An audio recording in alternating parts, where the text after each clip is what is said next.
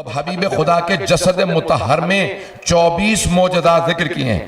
بعض اوقات کچے پہ چلتے تھے، ریت پہ مٹی پہ چلتے تھے، پائے مبارک کے نشان نہیں بنتے تھے، اور بعض اوقات چٹانوں پہ قدم مبارک رکھتے جاتے تھے، نشان بنتے جاتے تھے۔ جب پوچھا صحابہ نے یا رسول اللہ یہ آپ کے کچھ جگہ پہ نشان بنتے ہیں کچھ جگہ نشان نہیں بنتے، کہا مجھے پورا اختیار ہے، کہاں میرا نقش پا رہے کہاں نہ رہے۔ جسے پاؤں کے نشان پہ پورا اختیار ہے اسے دلوں پہ کیسے اختیار نہیں؟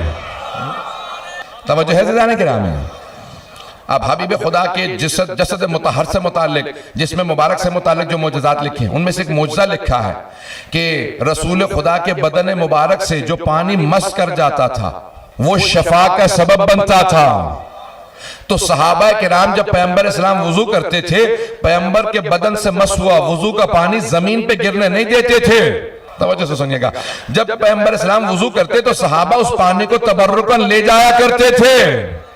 جب پیغمبر وضو کرتے اس پانی کو زمین پہ نہیں گرنے دیتے تھے، تبرکن وہ پانی گھر لے جاتے، بیماروں کو پلا دو اس سے شفا ہو جائے گی۔ تو تبرک کے منکروں کو بتا دو صحابہ تبرک کو مانتے تھے۔ تو اب تبرکن صحابہ بھی اس پانی کو گھر لے جایا کرتے تھے کیونکہ پیغمبر کے بدن مطہر سے مس ہو گیا تھا۔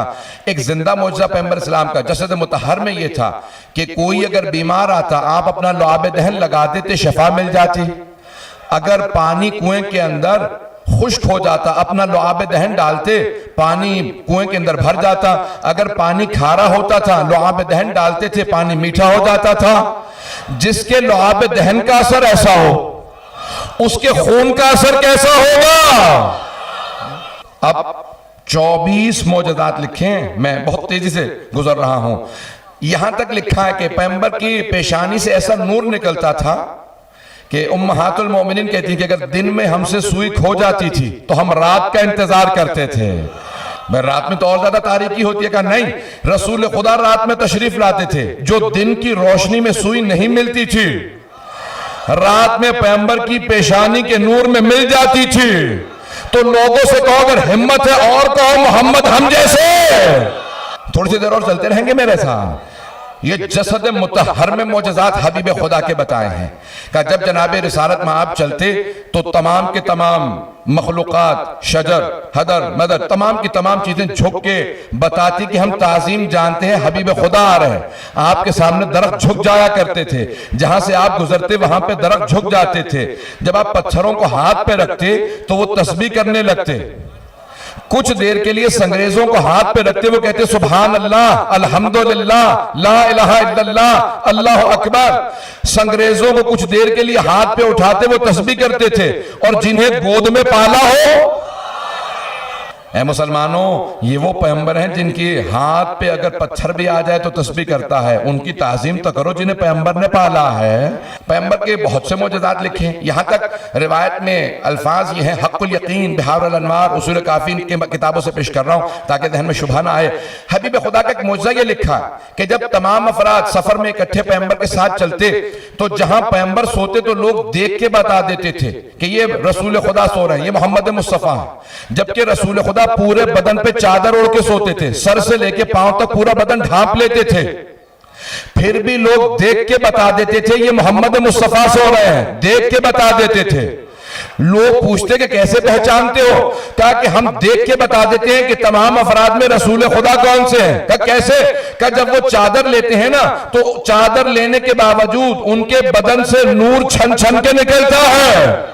نہیں پہنچا سکے بات کو، سارے مجمع کی آخر تک توجہ ہو۔ جب پیغمبر سوتے تو ایک چادر سیاہ رنگ کی اوڑھ لیتے، چادر سے بھی نور چھن چھن کے نکلتا جس سے پتہ چلتا محمد مصطفیٰ سو رہے ہیں۔ تو مجھے کہہ لینے دے اگر حبیب خدا کو شب ہجرت کسی کو اپنے بستر پہ سلانا ہو تو کسی ایسے کو سلائیں گے جس کے بدن سے ویسا نور نکلتا ہو۔ تو مجھے کہہ لینے دے جب حبیب خدا کے بدن سے ایسا نور نکلتا ہے، شب ہجرت اگر کسی کو اپنے بستر پہ سلانا چاہیں تو کسی ایسے کو اپنے بستر پہ سلائیں گے جس کے جسد مطہر سے ویسا ہی نور نکلتا ہو جیسا پیغمبر کے جسم سے نور نکلتا ہے۔ ایک اور بات کہہ لینے دے، وہ جو دیکھنے والے تھے وہ شیعہ نہیں تھے، جو شب ہجرت پیغمبر کے بستر کو دیکھ رہے تھے جب امیر المومنین سو رہے تھے، وہ شیعہ نہیں تھے، قریش کے سرداروں کے نمائندے تھے، بار بار جھانک کے دیکھتے کہتے تھے ابھی محمد سو رہے ہیں۔ بھئی 19-20 کا فرق نہیں تھا نور میں، وولٹیج میں بھی فرق نہیں تھا۔ بھئی ان کا نور زیادہ ان کا کم، پتہ نہیں توجہ ہے یا نہیں۔ بہت سے لوگ پتہ نہیں کیا کچھ کہہ جاتے ہیں، رسول خدا کا قد بڑا تھا، علی کا قد چھوٹا تھا، اسے کہنا تو کیمرہ لے کے وہیں کھڑا تھا۔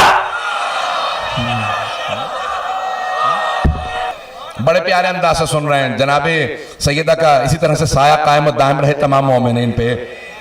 سنیں گے عزیزان کرام، وہ مشرکین بار بار دیکھتے اور یہی کہتے کہ نہیں ابھی محمد سو رہے ہیں۔ دیکھنے والے مسلمان نہیں تھے، مومن نہیں تھے، علی کے شیعہ نہیں تھے، لیکن دیکھ کے یہی کہتے تھے نور وہی ہے، اس کے نور کی شعائیں بتا رہی ہیں۔ تو حبیب خدا نے جناب امیر کو بستر پہ سلایا، وقت نہیں کہ تفصیل میں جا سکوں، لیکن واحد میرے مولا ہے کہ جب ایک مرتبہ تمام کے تمام مشرکین کے نمائندگان نے 40 لوگوں کے 40 قبیلوں کے نمائندگان نے فیصلہ کر رکھا تھا کہ جیسے صبح ہوگی میں ایک آدمی کا چادر اتاروں گا، سب نیزے مار دینا۔ ایک مرتبہ چادر ہٹی، نیزے چلنا چاہتے تھے کہ ایک آدمی نے کہا رک جاؤ، یہ محمد نہیں علی ہے۔ نیزوں کے سائے تھے، علی سے پوچھا محمد کیا کہا ہے؟ کہ میرے پاس امانت رکھنا کے نہیں گئے تھے۔ اتنے اطمینان سے صرف شیر خدا بات کر سکتے ہیں۔ تو 24 معجزات کو پیش کرو، اشارہ کرتے ہوئے آگے بڑھ رہا ہوں۔ ایک اور معجزہ یہ لکھا ہے کہ رسول خدا کے جسم مبارک سے خاص خوشبو آتی تھی، جہاں سے گزرتے تھے 1 سے 2 دن تک مشرکین کفار سونگ کے بتاتے تھے یہاں سے محمد گزرے ہوں گے۔ کسی عطر میں ایسی خوشبو نہیں تھی جیسے ان کے جسد سے آتی تھی۔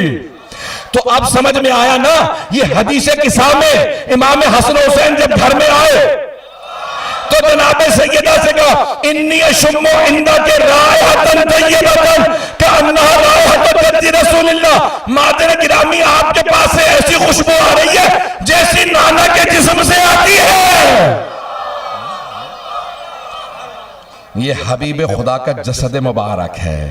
اب تمام کے تمام ائمہ میں وہی صفات ہونی چاہیے نا، رسول خدا کے 12 اوصیاء میں وہی صفات ہونی چاہیے جو حبیب خدا میں ہیں۔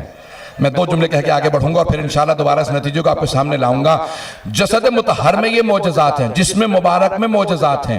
رسول خدا کے بدن سے خاص خوشبو آتی تھی، یہاں تک تاریخ کے الفاظ ہیں کہ صحابہ رسول خدا سے سوال کرتے یا رسول خدا اس مقام پہ بے انتہا کیڑے مکوڑے ہیں، حشرات الارض ہیں، مچھر مکھیاں ہیں، ہمارے سب پہ یہ مچھر مکھیاں بیٹھتے ہیں، یہ آپ کو کیوں تنگ نہیں کرتے؟ کہ میرے چاروں طرف ایک حصار ہے، یہ میرے قریب نہیں آتے، انہیں بھی پتا تھا کہاں بیٹھنا ہے۔ اگر بات واضح ہو رہی بھئی توجہات کا طالب سب کی بہت تیزی سے آگے بڑھوں گا۔ تو اب جناب رسالت میں آپ جہاں کچھ دیر بیٹھ جاتے وہاں سے وہ جگہ بتاتی میرے قریب پیغمبر اسلام گزرے ہیں، خوشبو بتاتی، یہاں تک کہ مکے سے اکثر لوگ کہتے تھے کہ جہاں رسول خدا جس ممبر پہ بیٹھتے تھے وہاں سے مدتوں رونے کی آواز آتی رہی۔ تو پوچھا امام سے کہ مولا کیا بات ہے؟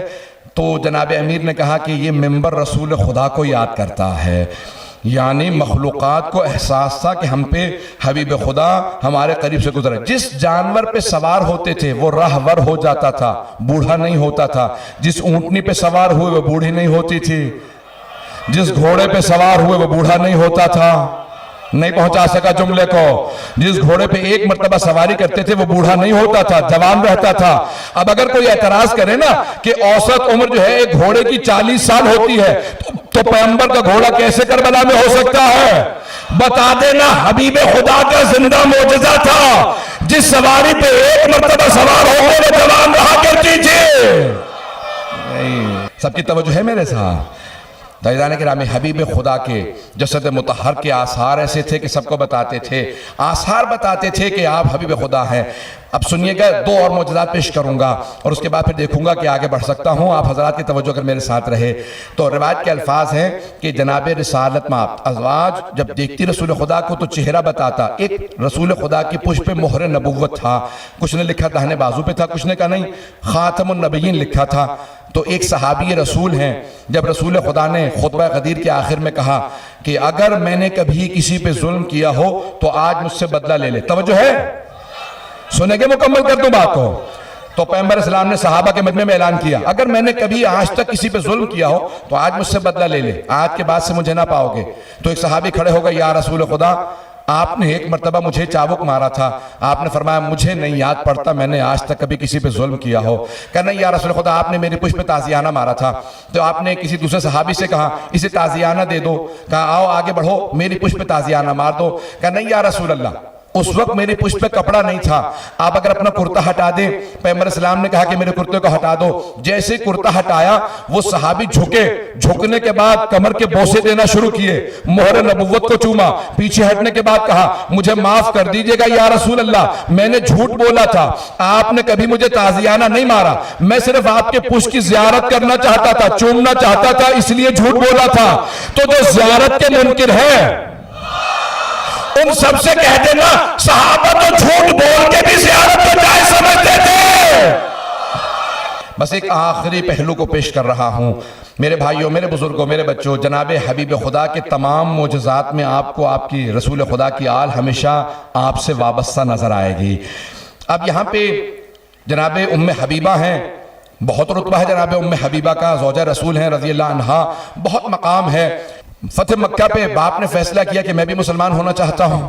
ابو سفیان کی بیٹی تھی، پورا خاندان دشمن رسالت تھا، لیکن حضرت ام حبیبہ ایمان لے آئی تھی، ہجرت کر کے مدینے گئیں، رسول خدا نے زوجیت میں لیا۔ اب اشارہ کرتے ہوئے آگے بڑھ رہا ہوں، مجھے پورا یقین ہے اپنے مجمع کی حسن سماعت پہ کہ سارا مجمع پہنچ جائے گا۔ جب فتح مکہ پہ مجبوراً باپ نے ایمان قبول کیا تو بیٹی سے ملنے کے لیے گئے، جیسے پہنچا تو کہا کہ بیٹی ملنے کے لیے آیا تھا، کہا یہ تشریف رکھیں۔ جب بیٹھنے لگے تو کہا بابا جان رک جائیں، ابھی یہاں نہیں بیٹھ سکتے۔ ایک مرتبہ بستر کو ہٹا کہ بابا جان اب بیٹھ جائیں۔ جب وہ بیٹھنے لگا تو ایک مرتبہ کہا کہ بیٹی مسلمانوں میں باپ کا احترام واجب ہے، اور اب تو میں بھی مسلمان ہو گیا ہوں، باپ سے تم نے بستر کو ہٹا کے پھر بٹھایا کہ بابا جان یہ بستر رسالت ہے، اس بستر پہ جناب رسول خدا آرام کرتے ہیں، میں آپ کو بھی جانتی ہوں جناب رسالت میں آپ کی معرفت بھی رکھتی ہوں، آپ اس لائق نہیں کہ بستر رسالت پہ بیٹھے، تو مجھے کہہ لینے دیں جو بستر